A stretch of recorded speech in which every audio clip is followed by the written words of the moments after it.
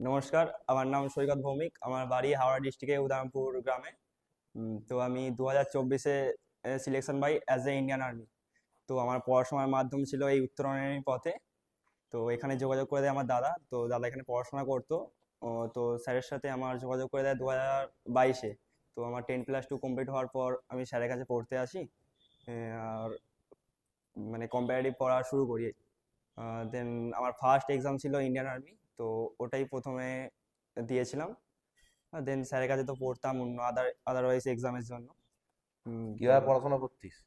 পড়াশোনা করতাম বলতে এখানে তো জিকে জিআই ইংলিশ আমার চারটে ছিল সাবজেক্ট, চারটি সাবজেক্ট তো পড়তাম এখানে। তো পড়াশোনা তো সেই হতো, আর ক্লাস টেস্ট হতো সেরকম। আর বাড়িতে যে আমি সেগুলো রেগুলার প্র্যাকটিস করতাম, যেগুলো হতো সেগুলোই বাস রেগুলার প্র্যাকটিস কন্টিনিউ করে যাওয়ার এই চেষ্টা মক করতাম। টেস্ট গুলো কতটা কাজে লেগেছে পরীক্ষার জন্য? মক টেস্ট তো পরীক্ষার জন্য বলবো ভীষণ পরিমাণে মক টেস্ট কাজে লাগে। তো বাড়িতে এখানে যেগুলো হয় সেগুলো আমি ভীষণ ভীষণ পরিমাণে প্র্যাকটিস, একটা মক টেস্ট বাড়িতে যে আমি দুবার তিনবার করে যে প্র্যাকটিস করতাম।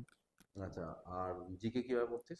জিকে পড়তাম বলতে জিকে এখানে যেগুলো পড়াতো বাস স্যাররা তো টপিক ধরে দিত, মানে কোশ্চেন যেখান থেকে লেখাতো আমি সেই কোশ্চেন অনুযায়ী যে চ্যাপ্টার আছে না সেই চ্যাপ্টার ওয়াইজ বাড়িতে যে কভার করতাম। তো আর বাকি এক্সট্রা কি পড়াশোনা করেছিস? এক্সট্রা কোনো বই বা এক্সট্রা নোট? নোট বলতে এখান থেকে যেগুলো দেওয়া হতো সেগুলোই করতাম, ফলো করতাম বাস।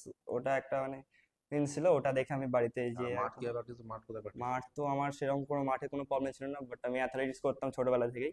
হুম। তো মাঠের জন্য আর আমার ফ্যামিলি ব্যাকগ্রাউন্ডও সব রয়েছে আর্মিতে, তো মাঠে কোনো প্রবলেম হয়নি। ওরা আমাকে বলতো এরকম এরকম কর এরকম কর, প্র্যাকটিস কন্টিনিউ করে যেতাম। তো মাঠের কোনো আমার প্রবলেম হয়নি, মাঠ চালিয়ে গেছি।